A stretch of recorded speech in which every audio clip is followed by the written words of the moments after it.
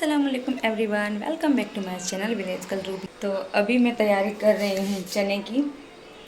चने को मैंने चुन लिया है और आज बनाना है फालूदा मिक्स। देखते हैं किस तरह से बनेगा। मैं पहली बार ट्राई करने जा रही हूँ फालूदा मिक्स। और यहाँ पे दूध उबलने के लिए रख दिया है मैंने। और ये यहाँ पे मैंने कुकर चढ़ा दिया जिसमें मैंने दाल बनाया था।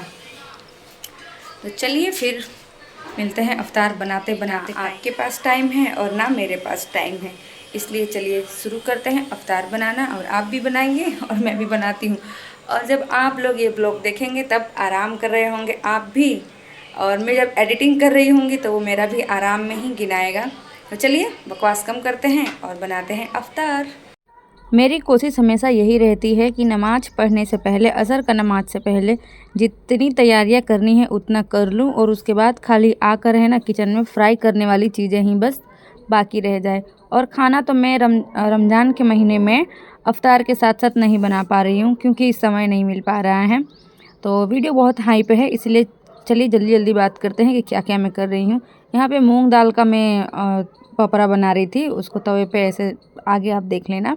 और फिर ये है चिकन क्यूब जिसे मैंने कट कर दिया छोटे छोटे पीसेस में। और फिर मैंने इसे एक दो बार ही मिक्सी को चलाया था, ये अच्छे से अब पीस जाता है। फिर थोड़ा सा तेल डाला था कढ़ाई में, अच्छे से उसे चारों ओर फैला दिया था तेल को, क्योंकि है ना चिकन चिपकने लगता है। फिर मैंने चिकन डाल दिया है और इसे अच्छे से भून लूँगी नमक डाल के, जब तक ये अच्छे से मतलब पूरा पानी इसका ड्राई आउट ना हो जाए उस तरह से भून लूँगी।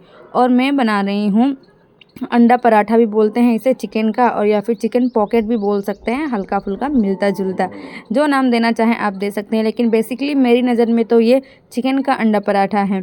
तो चिकन को अच्छे से भून लिया, इसमें मैंने अदरक लहसुन का पेस्ट डाल दिया, फिर हल्दी, फिर काली मिर्च, थोड़ा सा जीरा पाउडर, और सभी को डालने के बाद, और नमक मैंने पहले ही डाल लिया था, अच्छे से भून लिया है कि स्मेल चला जाए।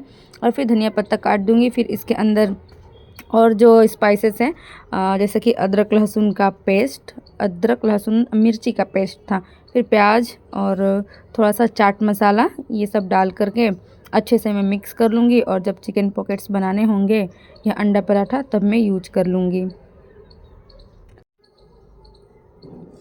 और वैसे रमज़ान में रोज़ एक ही चीज़ें बना बना के है ना हम बोर हो जाते हैं, इसलिए मैंने सोचा कि चलो आज कुछ डिफरेंट ट्राई करते हैं। रेसिपी वही है लेकिन थोड़ा मेथड डिफरेंट है। मैं हमेशा आलू का जो ब्रेड चॉप बनाती हूँ या फिर आलू चॉप, तो मैं हमेशा आप देखते होंगे प्याज मिर्ची अदरक लहसुन ये सबको फ्राई करके बनाती थी, लेकिन आज इस तरह से नहीं बनाया है मैंने। आलू को अच्छे से मैंने मैश कर लिया, उसमें नमक हल्दी पाउडर और जितने भी बेसिक से पाउडर होते हैं मसाले, पाउडर वाले मसाले, वो ऐड कर दिया। फिर ये क्या बोलते हैं इसको, प्याज, थोड़ी सी नींबू, धनिया पत्ता, और ये मेरे पास था गरम मसाला, मैंने घर पे बना के रखा था, थोड़ा सा बचा था, वो मैंने ऐड कर दिया। मैंने इसका बिछा दिया यहाँ पे, मैं यहाँ पे पढ़ूँगी।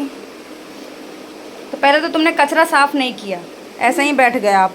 नमाज की पहली शर्त, मतलब शर्तों में से ये भी शर्त है कि जो हमारा नमाज का एरिया है वो साफ़ सुथरा होना चाहिए बेटा। तो आपने तो गंदगी फैला के रखी है, आइसक्रीम खा के सारा वहीं पे फेंका है आपने। अब चलो पढ़ लो, आगे से ख्याल रखना, ठीक है। आए दिन पता नहीं अल्फेज को क्या हुआ है, मैं जब भी नमाज़ पढ़ने जाती हूँ ना वो मुझसे पहले ही बैठ जाता है। और मैं यहाँ पे कुबड़ी हूँ थोड़ी सी, इसलिए क्योंकि मुझे ऐसा लग रहा था कि मैं कैमरे में नहीं आ रही हूँ, इसलिए मैं थोड़ा सा आगे झुक गई थी। तो नमाज ख़त्म हुआ, फिर मैं आ गई किचन में, और साथ साथ मेरा अल्फेज भी मेरे साथ किचन में ही आया हुआ है।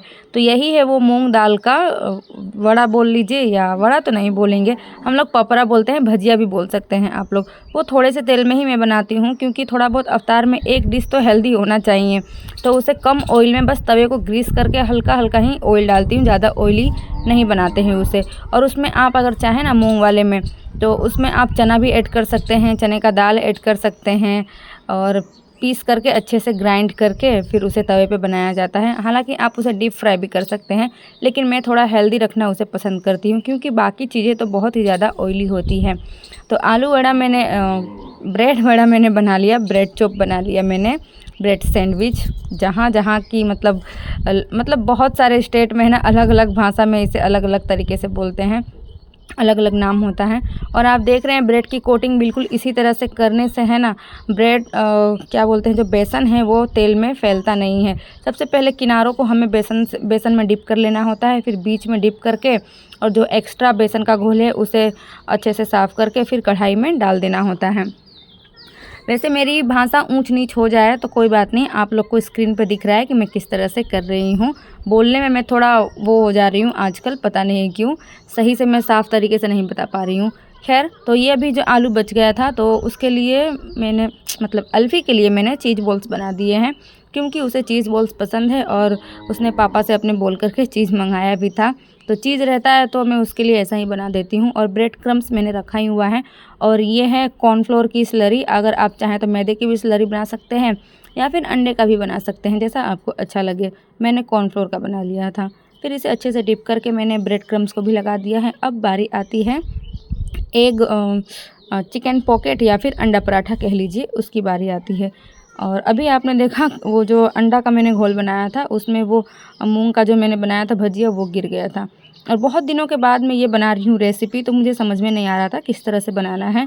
तो एक मैंने इस तरह से बनाया, उसके बाद फिर मैंने चम्मच की हेल्प से अंडे को फैला के बनाया था। और दो में तो मैं अंडा डालना भूल ही गई थी। और शाम की अफरा तफरी में ऐसा हो ही जाता है कि कुछ ना कुछ हम गलतियां कर बैठते हैं। सबका नहीं पता यार, मैं तो मुझसे गलती पता नहीं आजकल इस रमज़ान में हो ही जा रही है। तो अभी देखा आपने, मैंने इस तरह से अब बनाया तो अंडे को पहले स्प्रेड करके चम्मच की हेल्प से बनाया। और अगर आपको बैकग्राउंड में गाय और भैंस की आवाज़ आ रही होगी तो मैं कुछ नहीं कर सकती हूँ, क्योंकि ऑलरेडी मैं लेट हो चुकी हूँ 20वें रोज़े का ब्लॉग डालने में। तो कैसे भी करके मैं आज इसे कंप्लीट ही कर दूँगी। और यह है चीज़ बॉल का फाइनल लुक। और एक मैंने तवे पे बनाया था, और एक नहीं 2-3 तवे पे बना दिया था, और कुछ डीप फ्राई किया था। तो मुझे ज़्यादा मज़ा डीप फ्राई वाले में आया। तो अगर आप बनाओ ना तो डीप फ्राई करके बनाइए, डीप फ्राई वाला है। कम लग रहा है ना थोड़ा सा चिकन, और थोड़ा भरना चाहिए था। टी में बज रहे हैं 7, सारा काम हो गया है। अब मैं पीऊँगी ग्लूकोज।